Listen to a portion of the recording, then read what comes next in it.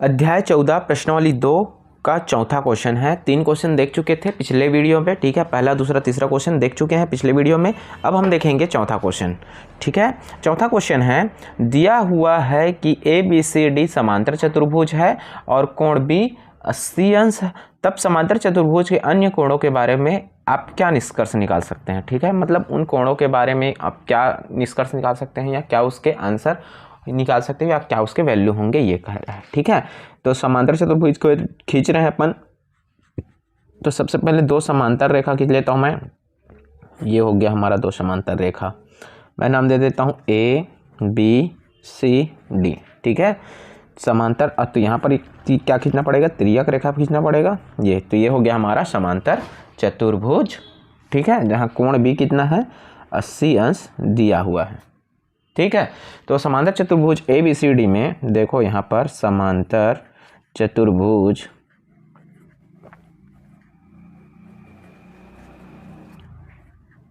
ABCD में AB समांतर है, पैरेलल है किसके, BC, तथा BC क्या है, तिर्यक रेखा है। BC क्या है, तिर्यक रेखा है, ठीक है। तो हम बोल सकते हैं कि कोण B प्लस कोण C बराबर कितना होगा, कोण C बराबर कितना होगा, 180 अंश होगा। किससे, एक ही ओर के अंतःकोण से, ये और ये का 180 होगा, और कोण B बराबर दिया हुआ है तो ये 80 हो गया, प्लस कोण C बराबर कितना हो जाएगा, 180 में कितना गया, 80। तो सॉरी, ये 180 हो गया, कोण C निकालना है, 180 माइनस 80 हो गया, तो ये कोण C बराबर कितना हो गया, 100 अंश, ठीक है। ये हो गया कोण C पता चल गया हमें कितना है, कि ये कितना है, 100 डिग्री है।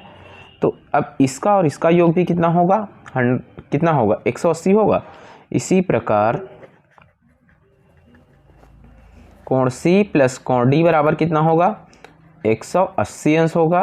तो कोण C पता है हमें 100 प्लस कोण D बराबर 180 अंश। तो कोण D बराबर कितना हो जाएगा, 180 माइनस 100। तो कोण D बराबर क्या हो जाएगा, 80 अंश, ठीक है। कोण D बराबर क्या हो जाएगा आपका, 80 अंश, ठीक है। अब उसी प्रकार सब कोण D पता चल गया, तो कोण D प्लस कोण A क्या हो जाएगा आपका, 180 अंश हो जाएगा। तो कोण D कितना है, 80 अंश है, प्लस कोण A बराबर 180 अंश, ठीक है। तो कोण A बराबर 180 अंश माइनस 80 अंश कितना हो जाएगा, कोण A बराबर आपका हो जाएगा, सॉरी, 100 अंश, 100 डिग्री, ठीक है। कितना हो जाएगा, 100 डिग्री। तो क्या निष्कर्ष निकला कि कोण A कितना आया है, 100 डिग्री, कोण B कितना दिया हुआ था, 80 डिग्री, कोण C कितना दिया हुआ है, आया 100 डिग्री, और कोण D कितना आया, तो ये आया आपका 80 डिग्री, ठीक है। ये था आपका चौथा क्वेश्चन। नेक्स्ट क्वेश्चन पे आते हैं, 5वां क्वेश्चन। सिद्ध करें कि 4m प्लस 9 एक विषम पूर्णांक है।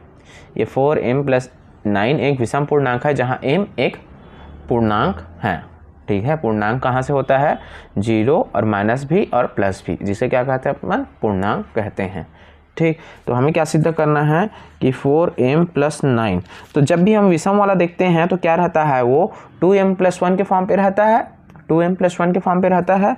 तो इसको मैं उसी फॉर्म पे तोड़ता हूँ, 4m प्लस ये 8 प्लस 1 लिख लेता हूँ इसको, ठीक है। हो जाएगा इस ऐसे।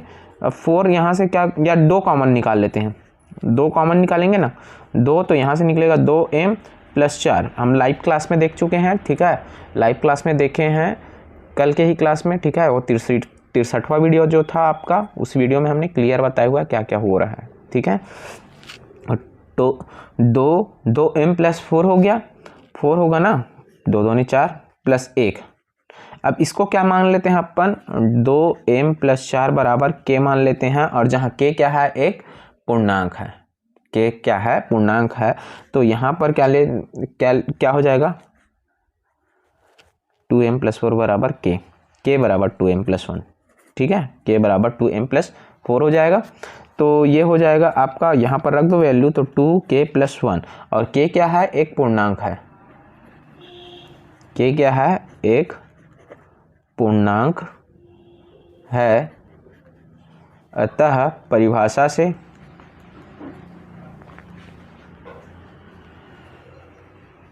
टू के प्लस 1 एक विषम पूर्णांक होगा, एक क्या होगा, विषम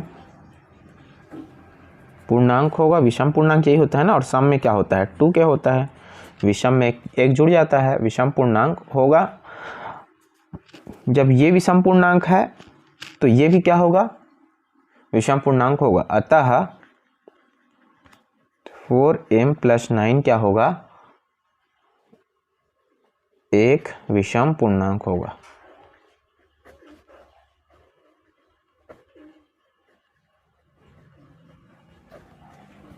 ठीक है, नेक्स्ट क्वेश्चन देखते हैं। निषेधन, निषेधन मतलब उल्टा कथन लिखिए, उल्टा लिखना है निषेधन। तो इसका क्या हल हो जाएगा, एक कथन दिया हुआ है कर्णी 7 अपरिमेय संख्या है, तो जब भी हम इसका निषेधन लिखते हैं तो ये समरूप वाला सिंबल लिखते हैं। इसे हम क्या पढ़ते हैं, नॉट पढ़ते हैं, या हिंदी में बोले तो नहीं पढ़ते हैं, और आपके बुक में टिल्ड दिया हुआ है, ठीक है, तो ये भी पढ़ते हैं टिल्ड, ठीक है। अक्सर नॉट या नहीं पढ़ते हैं जब ये सामने में लगा हो, ठीक है, नॉट या नहीं। तो ये क्या हो जाएगा, कर्णी 7 अपरिमेय संख्या नहीं है, बस अपरिमेय संख्या, कल के क्लास में अच्छे से देखे थे, लाइव क्लास में, अपरिमेय संख्या नहीं है, ठीक है। वैसे ही इसको भी लिख सकते हैं, 6 + 3 बराबर 9 है ना, तो ये बराबर नहीं है। इसको भी लिख सकते हैं डी, कुछ परिमेय संख्या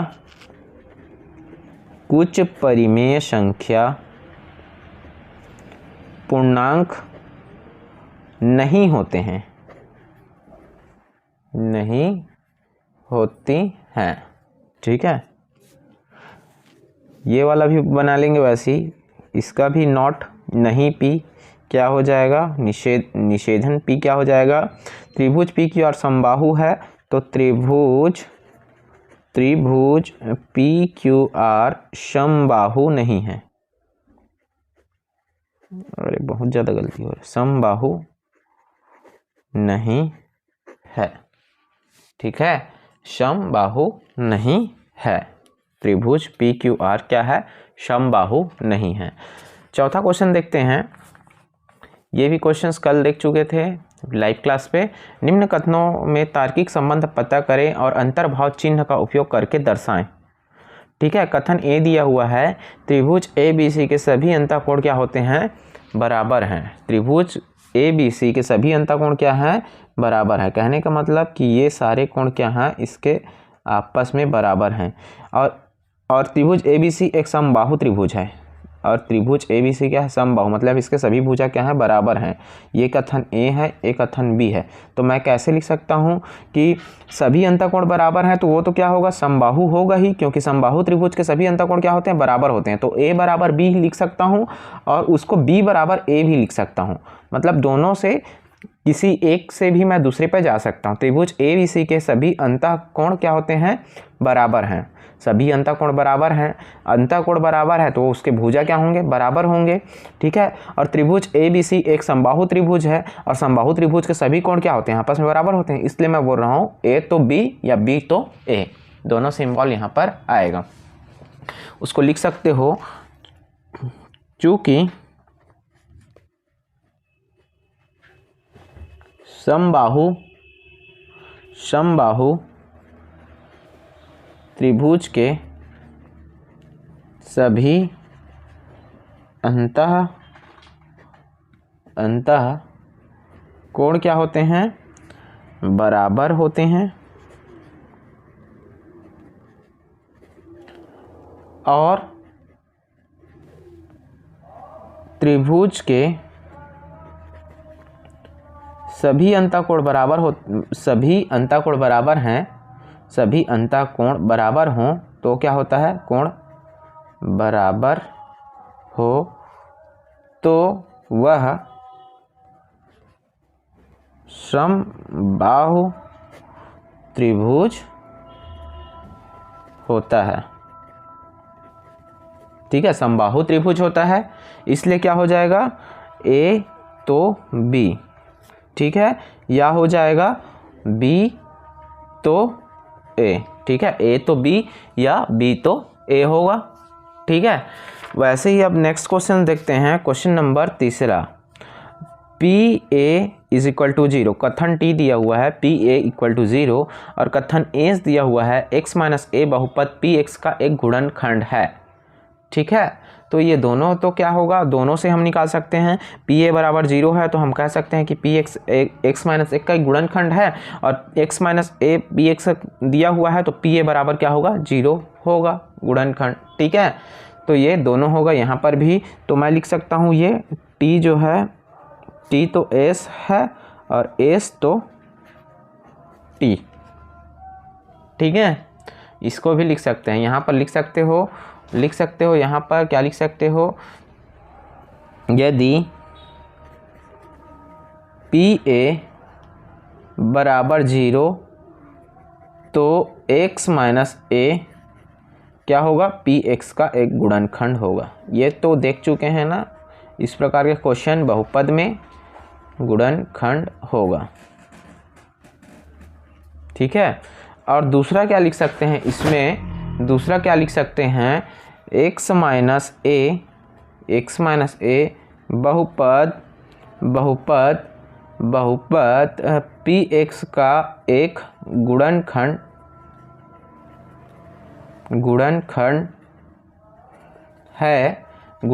है, तब क्या गुणनखंड प्रमेय से हम बोल सकते हैं, गुणनखंड प्रमेय से कि पी ए बराबर क्या होगा, 0 होगा। इसलिए हम क्या लिख दिए, एस तो टी। नेक्स्ट क्वेश्चन है, पी रेशियो एक्स और वाई को नहीं, कथन पी दिया हुआ है, x और y क्या है, दो विषम संख्याएं हैं और q क्या है, x प्लस वाई एक सम संख्या है। तो दो विषम संख्या है, तो देखो दो विषम संख्या का योग तो क्या होगा, सम संख्या x प्लस वाई। यदि x और y दो विषम संख्या लेते हैं, कहने का अर्थात कुछ भी ले लेता हूँ, 1 प्लस 3 दो विषम संख्या ले लिया तो इनका योग क्या आएगा, x बराबर 1 ले लिया और y बराबर 3 ले लिया तो x प्लस वाई बराबर कितना आ जाएगा, आपका 4 आ जाएगा। तो ये तो सही है, x प्लस वाई बराबर सम संख्या, तो हम लिख सकते हैं कि p तो q। लेकिन क्या हम लिख सकते हैं कि सम संख्या जो है x प्लस वाई सम संख्या जो है दो विषम संख्याएं हैं, नहीं लिख सकते। जैसे कि मैं बोल सकता हूँ 4 प्लस 4 भी तो हो सकता है, यहाँ पर सम संख्या 4 प्लस 4 तो हो सकता है ना, ये 8 तो सम संख्या हो सकता है ना, और 1 प्लस 3 ये भी हो सकता है सम संख्या। तो हम नहीं बोल सकते, क्योंकि यहाँ पर सम संख्या का योग भी क्या हो जाता है, सम संख्या का योग भी सम संख्या होता है, इसलिए हम क्यू तो पी नहीं बोलेंगे। ठीक है, ये गलत हो जाएगा। इसको और अच्छे से बताए हुए हैं, आप देखना 63 वाला लाइव वीडियो जो है एग्ज़ाम स्पेशल वाला, उस वीडियो में इस सब को अच्छे से बताए हुए हैं, डिस्कस किए हुए हैं, तो वहाँ से भी आप देख सकते हैं ये कैसे बन रहा है। आशा करते हैं ये वीडियो समझ आया होगा। वीडियो अच्छा लगा होगा तो लाइक कीजिएगा, शेयर कीजिएगा, सब्सक्राइब कीजिएगा। Thank you.